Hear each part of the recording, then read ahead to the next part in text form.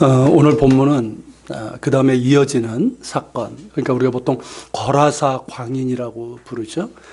그 귀신 들린 사람을 고치시는 그 장면과 하나로 연결되는 본문입니다.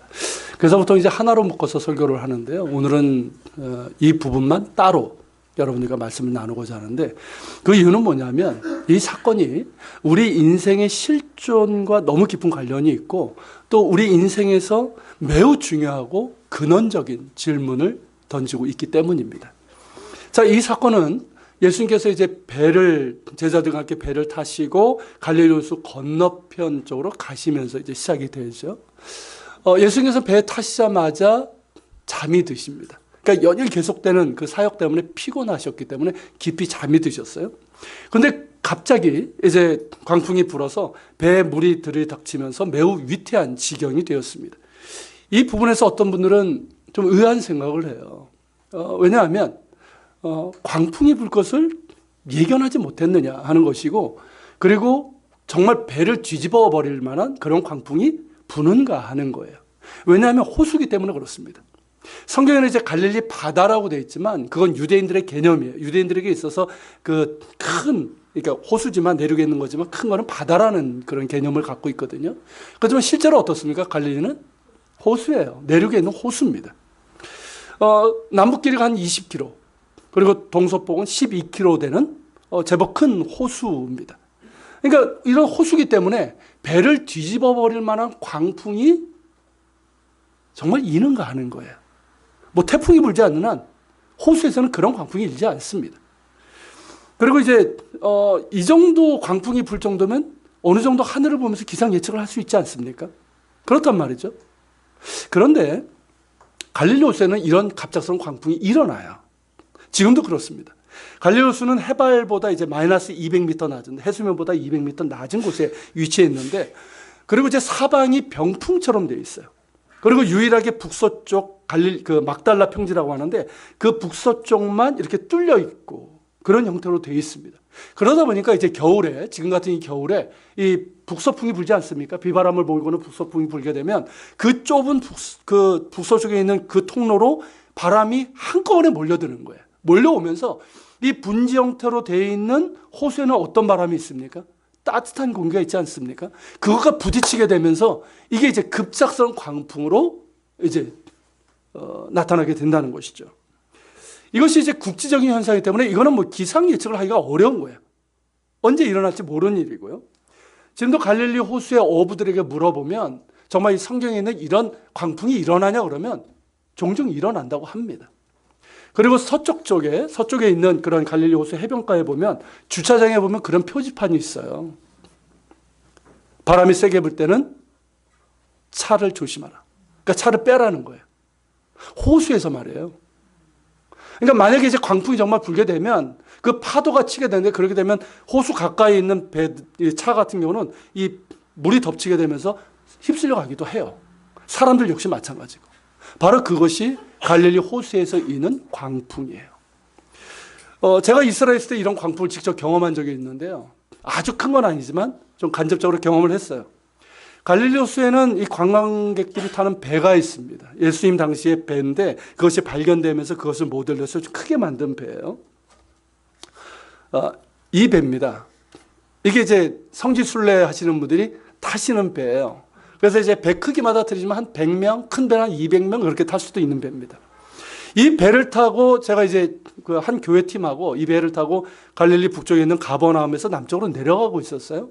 쭉 내려가는데 아까 말씀드렸던 막달라 평지, 이게 북서쪽에 이제 뚫린 데가 하나 있다고 그랬죠. 거기서부터 갑자기 바람이 부는 거예요.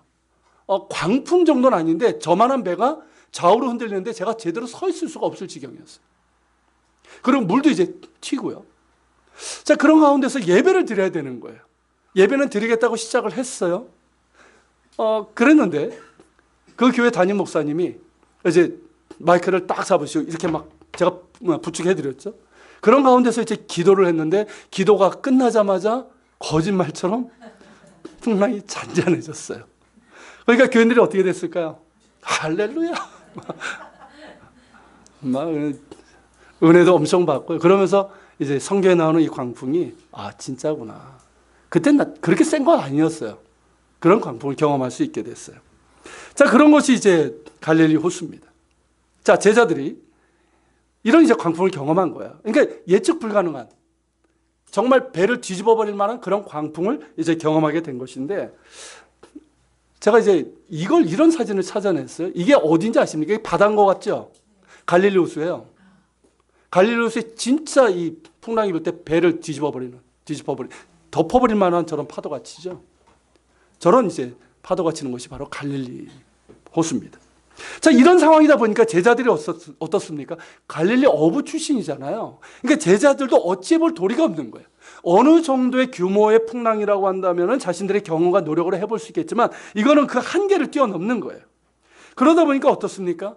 막 어째보다가 도저히 안 되니까 급기야 그제서야 예수님을 찾습니다. 주여, 주여, 우리가 죽겠나이다 하면서 예수님을 깨우고 도움을 청하게 됩니다. 이에 예수님께서 일어나셔서 바람과 물결을 꾸짖으시고 그러자 이내 잔잔해졌어요. 언제 그랬냐는 듯이 물결이 잔잔해졌습니다. 이어서 예수님께서는 제자들에게 물으시기를 너희 믿음이 어디 있느냐라고 물으셨고, 제자들은 일로서 두려워하면서 서로에게 뭐라고 얘기합니까? 그가 누구이기에 바람과 물도 순종하는가. 여러분, 이것이 이 사건의 내용인데요. 유명한 본문이고요. 이 사건은 마태복음과 마가복음에도 기록될 만큼 제자들에게는 정말 강렬하고 충격적인 경험이었습니다. 그런데 바로 여기에서 우리는 우리의 인생의 실존을 보게 되는 거예요. 그리고 우리 인생에서 매우 중요하고 근원적인 질문을 하게 되는 겁니다. 인생을 항해 비유를 하죠. 그죠? 인생을 항해 비유하잖아요. 사람은 누구나 태어나서 인생이라는 바다를 항해하게 됩니다. 바다가 그런 것처럼 인생의 바다 역시 불확실성이라는 특징을 갖고 있습니다. 바다는 정말 파란 하늘, 정말 눈부신 햇살이 바다 물결에 이렇게 부딪히면서, 그죠? 그런 거 보기에 꿈꾸시지 않습니까? 아니세요? 이렇게 요트에 이렇게 탁 타면서 그걸 누리는 그 잔잔함, 그죠? 그런 평화로운 때가 있는가 하면 또 어떻습니까? 검은 구름이 뒤집히면서 정말 배를 뒤집어버릴 만한 그런 광풍이 부는 곳이 바로 바다예요. 그런 불확실성이 있어요. 인생 역시 그러하죠. 어찌 보면 실제 바다보다 더 불확실성이 강한 것이 뭡니까? 인생의 바다예요. 바다는 그래도 요즘은 예측이나 하죠. 자, 인생이 어떻습니까? 모든 일이 잘 되는 것 같아요. 별 문제 없는 것 같아요. 순탄한 것 같아요. 그리고 이 정도면 좋겠다는 생각이 들 때가 있어요. 그런데 그게 오래 갑니까? 어느 순간 갑자기 내가 뜻하지 않은 사건들이 일어나요. 풍랑이 일기 시작합니다. 때로는 내 힘으로 어찌할 수 없는 광풍이 일어나게 됩니다. 그래서 정말 내 인생의 배를 뒤집어버리고 파산시켜버리는 그런 상황도 있고요. 언제 그런 일이 있을지 우리는 예측할 수가 없습니다. 그런데 더 큰 문제는 그런 인생의 항해를 하면서 많은 사람들이 목적지가 없다는 거예요. 목적지가 없다는 거예요. 자, 배가 항구를 떠나면 어떻습니까? 목적지가 있는 거예요. 그렇죠? 고기잡이 배든 유람선이든 목적지가 있어요. 그런데 인생의 항해에서 목적지가 없는 사람들이 얼마나 많은지를 몰라요. 그러니까 배는 되돌아갈 수 있지만 우리는 어떻습니까? 되돌아갈 수 없잖아요, 우리는. 그러니까 목적지 없이 그저 항해하고 있고, 정확하게 말하면 뭡니까? 표류하고 있는 거예요. 방황하고 있는 거예요. 나름대로 열심히 일합니다. 쉽게 말하면 열심히 고기도 잡고 뭐 이렇게 유람선 탄 듯이 쾌락도 이렇게 즐기고 있지만 목적지가 없으니까 어떻습니까? 결국 표류하고 마는 거예요. 그러다가 큰 광풍을 만나게 됩니다. 작은 광풍은 자신의 경험과 노력을 어찌 해볼 수 있지만 정말 자신의 한계를 뛰어넘는 그런 광풍을 만나면 어떻게 될까요? 산산이 깨지고 무너지고 절망하고 파선하는 경우가 얼마나 많은지 모릅니다. 이것이 우리의 인생의 실존이에요. 이런 인생의 실존에서 가장 근원적인 질문은 내가 어디로 가는가 하는 거예요. 내가 어디로 가는가. 그리고 나에게 선장이 있는가. 즉 구원자가 있는가 하는 거예요. 이 문제는요, 인류의 역사에서 계속해서 끝없이 던져진 질문입니다. 그리고 이 질문에 대한 답이 무엇이냐? 이 질문에 대한 답을 바르게 찾느냐? 그렇지 않느냐에 따라서 인생의 실존과 운명은 극과 극으로 달라지게 됩니다. 매우 중요한 질문이에요. 여러분, 니체 아시죠? 프리드리히 니체. 무슨 말 했죠? 신은 죽었다. 그 말을 했던 사람이에요. 그래서 우리가 이제 신은 죽었다라는 말 때문에 이 사람을 이제 뭐 반기독교적인 그런 철학자로 얘기를 하고 있는데요. 근데 니체가 말했다고 하는 이 신은 죽었다는 이 말은 그런 뜻이 아니라고 합니다. 저 역시 이제 니체에 대해서는 그렇게만 알고 있었고, 그런 니체의 책을 굳이 내가 읽어볼 필요가 없다고 생각을 했었어요. 근데 니체에 대해서 깊이 연구하고 그의 책을 이제 깊이 읽고 연구한 그런 분들의 의견에 따르면 신은 죽었다라는 이 말은 결국 기독교를 공격하거나 신의 존재를, 하나님의 존재를 부인하는 그런 말이 아니라는 거예요. 최근에 제가 이제 인문학에 관한 이제 책을 읽게 됐는데 그 책에서 이제 그 부분을 제가 이제 접하게 되었어요. 그리고 그러면서 이제 궁금해서 이렇게 찾다가 마침 인터넷에서 이효령 박사 아시죠? 이효령 박사가 이 니체에 관한 인문학 강의를 하는 것을 그 동영상을 전체를 한번 봤어요. 이 둘을 종합해서 간단하게 말하면 니체가 신은 죽었다라고 하는 이 말은 번역부터가 잘못되었다고 합니다. Gott ist tot. 이게 이제 그 독일어인데요. Gott ist tot. 이게 이제 직역을 하면 뭐냐면 신은 죽고 있다 이 뜻이라고 그래요. 신은 죽고 있다. 그러니까 신은 죽었다 이 과거형이 아니라 신은 죽고 있다 현재형이라는 거예요. 그 의미 자체가 달라지게 된다는 거죠. 그렇다면 이 신은 죽고 있다 이건 무슨 뜻일까요? 그러니까 니체는 어쨌든 이 하나님의 존재를 부인한 게 아니에요. 그러면서 뭐라고 그랬냐면 니체가 그런 얘기를 했다고 그래요. 다른 책에서 이제 짜라투스트루는 이렇게 말했다고 그 다른 책에서 뭐라고 그랬냐면 신을 우리가 죽였다 이 얘기를 했대요. 너희와 내가 우리가 신을 죽였다. 우리가 신을 죽인 살인자다. 이렇게 얘기했다는 거예요. 누굴 얘기하는 겁니까? 예수님을 얘기하는 거예요. 우리가 예수님을 십자가에 못 박은 것은 우리이고 우리의 생각과 삶에서도 신을 죽인 것은 우리 자신이라는 거예요. 실제로 니체는 예수님을 존경했습니다. 예수님을 존경했어요. 물론 이제 원수를 용서하라, 원수를 사랑하라는 이 말은 인간을 나약하게 한다고 하면서 좀 그건 비판을 했지만 예수님을 존경을 했어요. 물론 예수님을 믿었던 건 아니에요. 믿었던 신앙인은 아니지만 우리가 아는 것처럼 신의 존재를 부인한 무신론자는 아니었다는 것이죠. 그렇다면 그가 말한 신은 죽고 있다. 이게 무슨 의미냐면 이 부분이 중요한 것 같아요. 이건 당시의 시대상하고 관련이 있는데요. 니체가 살았던 시대가 19세기 유럽입니다. 자, 19세기 유럽은 여러분들이 세계사를 공부해 보시면 알겠지만 어떤 시대입니까? 과학이 뭐 과학기술이 되면서 막 그것이 마치 유토피아를 이룰 것처럼 얘기하고 진화론이 막 득세하고 그랬던 때 아닙니까? 합리주의 사상이고. 그러다 보니까 많은 사람들이 신앙을 떠났어요. 무신론자가 되었어요. 자, 무신론자에게 하나님은 어떤 존재가 됩니까? 죽은 존재가 되는 거예요. 이해가 되십니까? 하나님은 살아계신데 실제 그들 안에서는 뭐가 됩니까? 죽은 상태가 되는 거예요. 그리고 믿는다고 하는 사람들, 여전히 신앙을 떠나지 않은 사람들이 많아요. 자, 믿는다고 하는 사람들 어떨까요? 말은 믿는다고 그래요. 교회 다녀요. 근데 실제 그들의 생각들, 그들의 삶에서는 어떨까요? 예수님과는 전혀 상관없는 그런 삶을 살아가고 있는 거예요. 그들의 어떤 생각과 결정과 판단에서 그들의 삶에서 예수님과 전혀 상관이 없어요. 성경 말씀과 하나도 상관이 없는 그런 삶을 살아가고 있어요. 그렇다고 한다면 자, 예수님은 어떨까요? 분명히 살아계신 분이지만 그들 안에서는 죽어있는 상태가 되는 거예요. 이해가 되십니까? 바로 이걸 얘기하는 거예요. 교회도 마찬가지예요. 이제 니체가 교회를 비판했는데 그건 뭐냐면 기독교 자체를 공격한 게 아니에요. 비판한 게 아니라 교회를 비판한 거예요. 자, 교회가 그런 상황에서 뭘 하고 있냐? 여전히 관념적인 것들. 그러면서 이 교리적인 논쟁에만 여전히 빠져있는 그런 교회를 비판하는 거예요. 그러니까 어떻습니까? 교회가 세상에 대해서 영향력을 잃어버린 거예요. 변혁을 해야 되는 그 힘을 잃어버린 거예요. 그러니까 교회도 어떻습니까? 맨날 하나님을 얘기하는데 예수님을 얘기하는데 실제는 어때요?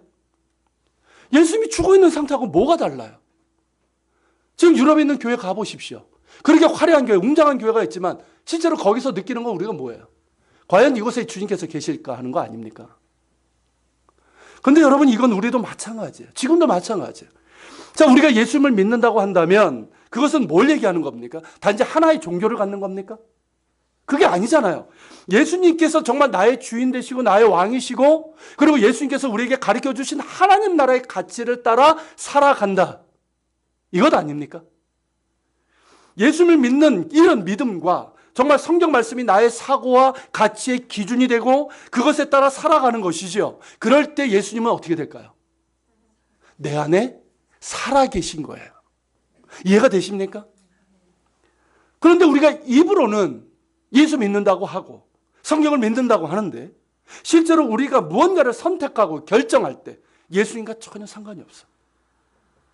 우리가 정말 뭐 살아갈 때, 행동을 할 때 성경과는 전혀 무관하게 그렇게 살아간다고 한다면 우리 안에 정말 예수님이 살아계시다고 할 수 있을까요? 또한 우리가 살아갈 때도 마찬가지예요. 우리의 삶의 모습에서 행동에서 정말 예수님을 닮아가는 그런 모습이 하나도 없고 하나님의 말씀에 대한 순종이 전혀 없다면 우리 안에 정말 예수님이 살아계시다고 할 수 있을까요? 교회도 마찬가지예요. 교회에서 아무리 예배당 안에서 아무리 오직 예수라고 떠들어도 그리고 성경이 하나님의 말씀이라고 목이 터져라고 외쳐도 그리고 교인들이 그 설교에 대해서 아멘 아멘 하고 크게 응답을 해도 실제 교회 모습에서 교회가 무언가를 결정하고 무언가를 행하는 그 모습 속에서 그리고 교인들의 실제 삶 속에서 예수님을 닮아가고 그리고 성경의 가르침과 원리대로 행하고자 함이 없다면 정말 그 교회 내에 예수님이 살아계시다고 할 수 있을까요? 교인들의 삶 가운데 예수님이 살아계시다고 할 수 있을까요? 여러분, 이런 진짜 믿음이 우리 가운데 없다면 우리는 믿는다고 하지만 실제로는 살아계신 하나님이 우리 안에 죽어있는 상태가 돼버리는 거예요. 그런 의미입니다. 이해가 되시죠? 그렇기 때문에 니체가 한 말, 이게 새롭게 이렇게 보면서 이게 너무나도 우리에게 중요한 의미를 던지고 있다. 엄청난 걸 지금 도전하고 있는 거예요. 이런 풍조, 기독교 역사에 지난 그런 과오들, 그런 걸 보면서 비판을 한 거죠. 그런데 니체가 여기까지는 좋았는데 그 다음에 잘못 갔어요. 자, 이렇게 하나님이 죽어버린 상태, 하나님은 살아계시지만 실제 사람들의 생각과 삶에서는 하나님이 죽어버린 것 같은 이런 상태일 때, 그런 사회가 됐을 때 인간은 어떻게 되는가? 인간은 어떻게 되는가 하는 거예요. 인간은 어떻게 될까요? 자, 하나님이 죽어버린 상태가 됐어요. 인간에게 있어서. 그럼 인간은 어떻게 될까요? 허무주의에 빠져요. 필연적으로 허무주의에 빠질 수밖에 없어요. 왜냐하면 하나님을 제대로 믿는 사람은요, 내가 어디로 와서 어디로 가는지가 분명해요. 내가 왜 존재하는지, 왜 사는지 이게 분명해요. 근데 하나님이 없는 인생은 어떻게 될까요? 내가 왜 사는지를 몰라요. 무엇을 위해서 사는지, 내가 어디로 와서 어디로 가는지 목적지가 없어요. 그러니까 허무해지는 거예요. 아십니까, 여러분? 열심히 일하면 일할수록 허무해져요. 돈을 많이 벌면 벌수록, 많이 가질수록 허무해져요. 쾌락을 즐기면 즐길수록 허무한 몰락이 찾아와요. 그게 인생의 실존이에요. 하나님이 없는, 하나님이 죽어버린 그 인생의 실존이고 현실이에요. 그러다가 인생의 항해에서 큰 풍랑을 만났을 때 어떻게 될까요? 인생의 큰 풍랑을 만났을 때. 뭐 작은 풍랑은 자기의 힘과 노력으로 어떻게 해볼 수가 있겠죠. 근데 정말 자신의 한계를 뛰어넘는 그런 풍랑을 만났을 때 어떻게 될까요? 두려워 떨다가 절망하고 포기하고 몰락하고 마는 거예요. 그 인생은 험한 몰락이 될 수밖에 없는 거예요. 여러분, 이것이 실제로 하나님이 죽어버린 그런 사람들에게 나타난 모습이라는 거죠. 불신자들만의 얘기가 아니에요. 교회를 다닌다고 하고 실제로 하나님을 믿는다고 하는 사람들 중에 많은 사람들이 이런 경우가 있단 말이죠. 종교라도 기독교라고 쓰면 뭡니까? 뭐합니까?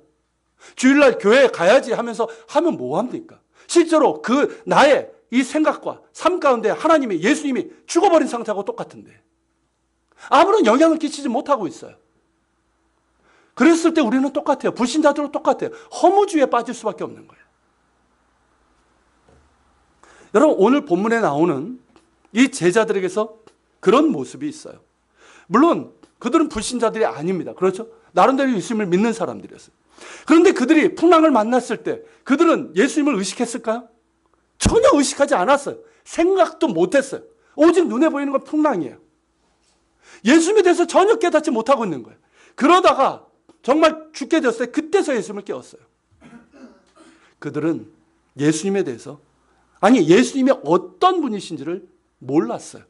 그저 예수님을 뭐라고 생각했을까요? 그냥 위대한 랍비예요. 여러분, 이 제자들이 뭐라고 그럽니까? 예수님께 주여 주여 우리가 죽게 되었나이다. 우리 성경엔 주여라고 하는데 여러분 영어 성경으로 보면 주여가 뭔지 아십니까? 마스터예요. 마스터가 뭡니까? 스승이잖아요.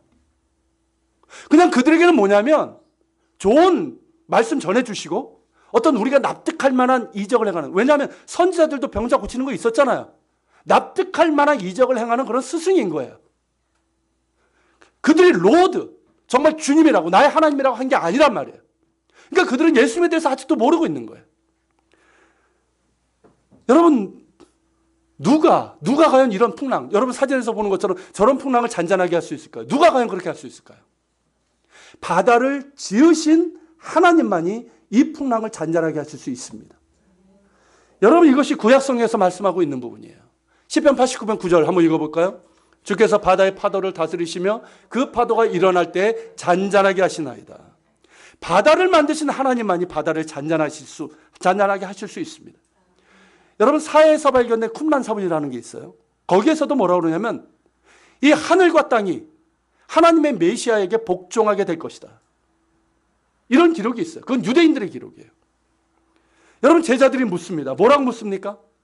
그가 누구이기에 바람과 물을 명하여 순종하는가? 예수님은 누구십니까? 예수님은 누구십니까? 답해보세요. 예수님은 누구십니까? 누구세요, 예수님은? 하나님이세요. 그분이 곧 하나님이세요. 하나님의 본체세요. 천지를 지으신 살아계신 하나님의 본체이시고요. 그렇기 때문에 능히 이 풍랑을 잔잔하게 하실 수 있는 분이십니다. 제자들은 그런 예수님을 몰랐어요. 모른다는 얘기는 믿지 못한다는 거 똑같은 거예요. 모르니까 어떻습니까? 풍랑이 덮쳤을 때 예수님을 의식하지 못했던 거예요. 예수님께서 그런 제자들에게 뭐라고 하셨습니까? 너희 믿음이 어디 있느냐? 너희 믿음이 어디 있느냐? 무슨 뜻입니까? 너희가 믿는 믿음이 뭐냐는 거예요. 너희가 믿는 믿음이 뭐냐? 이 뜻이에요. 예수님을 그저 위대한 성인의 하나로 알고 있느냐? 혹은 좋은 교훈을 주고 어느 정도 납득될 만한 그런 이적을 행하는 그런 위대한 스승으로 믿고 있느냐? 아니면 천지를 지으신 살아계신 하나님의 본체이시며 나를 능히 구원하실 수 있는 메시아 구원자로 믿고 있느냐? 이 질문이에요. 여러분, 예수님께 대한 믿음이 과연 어떤 것이냐는 대단히 중요합니다. 대단히 중요합니다. 그 믿음이 어떠냐에 따라서 어떤 사람은 인생의 항해에서 허물을 경험하면서 목적 없이 방황하고 표류하고 말 것입니다. 왜일까요? 예수님이 내 안에 죽어있는 상태이기 때문에 그렇습니다. 그러다가 큰 풍랑을 만나게 되었을 때 두려워 떨고 절망하고 혹은 자신의 경험과 힘으로 극복해 보려고 하지만 결국은 무너지고 허무한 몰락을 경험하게 됩니다. 왜일까요? 예수님이 내 안에 죽어 있는 상태이기 때문입니다. 반대로 인생의 항해에서 분명한 목적지가 있고 그래서 방황하지 않고 표류하지도 않고 목적을 향해서 나아가는 사람이 있습니다. 내가 왜 사는지, 무엇을 위해서 사는지가 분명하고 내가 어디로 가고 있고 어디로 가야 하는지가 분명한 사람이 있어요. 왜일까요? 예수님이 내 안에 살아 계시기 때문에 그렇습니다. 그 역시 살아가다가 풍랑을 만납니다. 때로는 엄청난 풍랑을 만날 수도 있어요. 자신의 경험과 힘으로는 도저히 해결할 수 없습니다. 그러나 그는 절대 무너지지 않습니다. 험한 몰락이 아니라 그 풍랑을 뚫고 나와서 찬란한 햇살을 보게 될 것입니다. 끝까지 목적지로 가게 될 거예요. 왜일까요? 예수님이 내 안에 살아 계시기 때문입니다. 이 믿음이 있냐는 거예요. 너에게 이 믿음이 있냐는 거예요. 아, 나 교회 다녀. 나 믿어. 하는 그런 차원이 아니라 정말 살아계신 예수님을 믿고 예수님이 나의 생각과 내 삶에서도 정말 살아계신 분으로 그렇게 계시는가 하는 이것이에요. 이것이 바로 너희 믿음이 어디 있느냐 이 질문이에요. 여러분 어떠십니까? 이 믿음이 있습니까? 이 믿음이 있으십니까? 그냥 종교 안에 기독교라고 쓰는 사람, 그저 주일에는 교회 가야지 하는 그런 생각을 하는 사람이 아니라 정말 천지를 주시고 살아계신 하나님의 본체이시며 구원자이신 예수님을 믿는 믿음이 있습니까? 예수님이 나의 인생의 항해에서 내 배 안에 계심을 믿습니까? 예수님께 선장의 자리를 내어드리고 예수님께서 가라고 하는 방향으로 여러분 가고 계십니까? 제대로 가고 계십니까? 때로 인생의 풍랑을 만날 때에도 예수님이 내 안에 계시고 능히 그 풍랑을 잔잔하게 하실 줄로 믿으십니까? 정말 여러분 안에 예수님이 살아 계십니까? 여러분들의 정말 생각과 판단과 가치관과 결정 안에 예수님이 살아 계십니까? 정말 예수님의 삶 가운데 예수님이 살아 계십니까? 너희 믿음이 어디 있느냐? 예수님의 질문 너무나 중요한 질문이에요. 우리의 인생의 실천은 니체가 말하고 그의 최후에서 보여준 것처럼, 여러분 니체가 어떤 최후를 맞이했는지 아십니까? 그가 뭐라고 그랬냐면 이처럼 허무주의를 얘기했어요. 신이 죽어버린 상태가 되는 인생은 허무주의에 빠질 수 없다. 빠질 수밖에 없다. 몰락할 수밖에 없다. 그렇다면 어떻게 될 것이냐? 거기서 하나님을 찾았어야 되는데 니체는 그러지 않았어요. 뭐라고 그랬냐면 우리 스스로 극복해야 된다는 거예요. 우리 스스로 그 인생의 몰락과 허물을 극복하고 우리를 새롭게 창조해야 된다고 그랬어요. 그게 초인사상이에요. 들어보셨죠? 초인사상. 근데 니체는 어떻게 됐을까요? 그가 초인이 돼야 된다고 얘기를 했고 어떻게 됐을까요? 초인이 됐을까요? 아니에요. 44살에 정신병에 걸리게 됩니다. 말의 목을 껴안고 뭐라고 울면서 그러다가 미치게 돼요. 그러고 나서 내가 부활한 예수라고 떠들다가 56세에 죽고 맙니다. 어떻습니까? 초인의 모습입니까? 하나님이 죽어버린 그가 초인이 되고자 했는데 초인이 됐습니까? 험만 몰락이 되는 거예요. 이런 모습처럼 목적도 의미도 없이 방황하고 표류하다가 험한 몰락으로 끝나고 맙니다. 여러분, 정말 우리에게 중요한 게 뭘까요? 우리 인생에서 정말 중요한 질문이 뭘까요? 이것보다 더 중요한 질문이 어디 있겠습니까? 그렇지 않습니까? 우리의 인생에서 정말 이것보다 중요한 질문이 어디 있어요? 여러분들이 정말 중요하게 여기는 게 뭡니까? 돈 많이 버는 것? 성공과 출세? 어떤 건강과 명예? 즐거움, 쾌락? 뭡니까 여러분? 이런 거 있으면 행복할 것 같아요? 허무에 안 빠질 것 같습니까?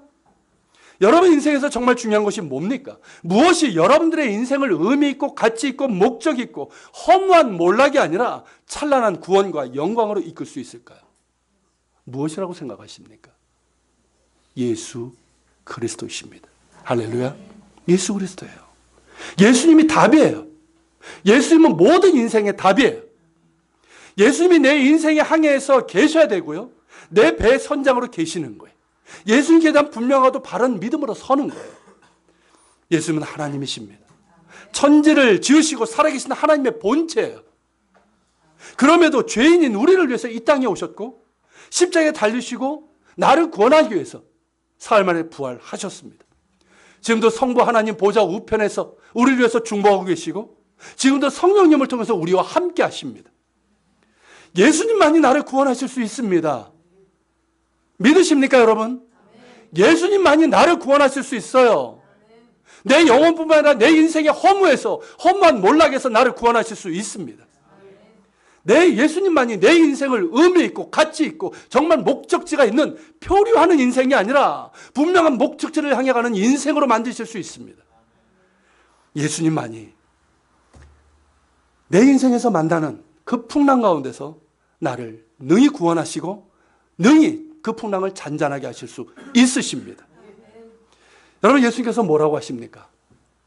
내가 곧 길이요 진리요 생명이니 나로 말미암아 아버지께로 올 자가 없느니라.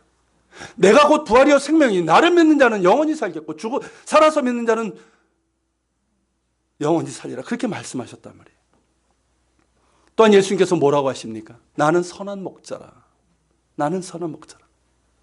우리는 양같이 얼마나 고집세고 미련한지 몰라요. 아십니까?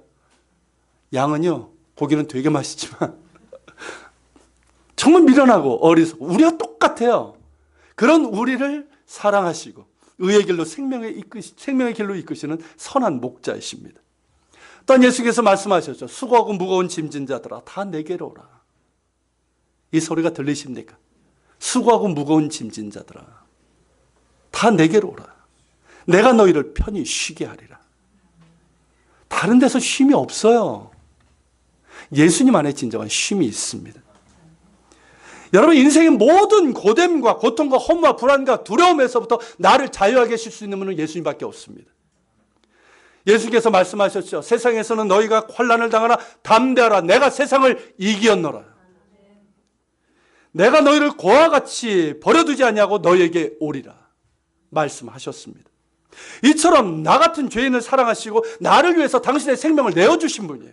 그리고 나와 세상 끝까지 함께 하시겠다고 약속하시고 실제로도 그러하신 분이 예수님이십니다. 예수님 안에 있을 때 나는 새로운 존재가 되는 거예요. 내 인생의 의미가 달라지는 거예요. 내 인생은 어디로 왔다가 어디로 가는지 모르는 인생이 아니라 정말 내 인생은 분명한 목적이 있고 가치가 있고 의미가 있고 분명한 목적지가 있는 그런 인생이 되는 거예요. 그리고 예수님 안에 있을 때 예수님 안에 있는 그 놀라운 평안과 자유와 능력을 경험하게 되면서 내 안에 하나님 나라가 이루어지는 거예요. 예수님이 내 안에 살아계실 때 내 인생의 항해는요 결코 실패하지 않습니다. 성공합니다. 여러분, 지난 주일에 소개했던 헬렌 켈러 기억나십니까? 나폴레옹도 기억나시죠? 자, 내가 행복했던 날은 엿새도 되지 않는다. 누구의 말이었죠? 나폴레옹이야. 천하의 모든 것을 가진 사람이 최후에서 인생의 끝에서 한 말이에요. 내가 행복했던 날은 엿새도 되지 않는다. 반면에 헬렌 켈러는 뭐라고 얘기했습니까? 헬렌 켈러는 자, 보지도 못하고 듣지도 못하고 말도 제대로 못하는 삼중고를 겪은 장애인이었어요. 뭐라고 얘기했습니까? 한번 읽어보세요, 여러분. 난 너무나 아름다운 인생을 살았다. 내 인생에는 행복하지 않은 날은 하루도 없었다. 우리는 헬렌 켈러가 왜 이런 말을 했는지 압니다. 나폴레옹이 왜 그런 말을 했는지도 알아요. 나폴레옹은 왜 그랬을까요? 천하의 모든 것을 가졌지만 그 안에 예수님이 없어요. 그 안에 예수님이 죽은 상태로 있는 거예요. 그러니까 허무한 몰락으로 끝나고 마는 거예요. 근데 헬렌 켈러는 인간적으로 보면 어떻습니까? 그냥 망한 사람이에요. 쉽게 얘기하면. 그렇지만 그 안에 예수님이 계시니까 어떻습니까? 예수님이 정말 살아계시니까 어때요? 그 삼중교를 겪는 가운데도 아름다운 인생의 항해를 할 수 있었던 거예요. 여러분, 인생의 마지막에 이런 고백을 할 수 있어야 되지 않습니까? 여러분, 강철왕 카네기 아시죠? 카네기 아십니까? 강철왕. 한때 세계 최고의 부자였던 사람. 이 사람이 임종 때 그를 사랑하는 사람들이 모여가지고 그렇게 물었어요. 당신이 이 험한 세상에서 이렇게 성공적인 삶을 살았던 비결이 뭡니까? 그때 카네기가 뭐라고 했는지 아십니까? 저는 매일 기도 생활을 했습니다. 그리고 날마다 저 자신을 하나님께 온전히 바쳤습니다. 그로 인해서 정신적인 갈등과 번민은 내게서 사라지고 평화와 능력이 나를 사로잡았습니다. 숱한 어려움과 역경이 있었어요. 그런데 그 가운데서도 그가 성공적인 인생을 살았다라고 얘기하는 것은 그가 최고의 갑부가 부자가 되어서가 아니라 그 안에 예수님이 살아 계셨기 때문입니다. 너희 믿음이 어디 있느냐?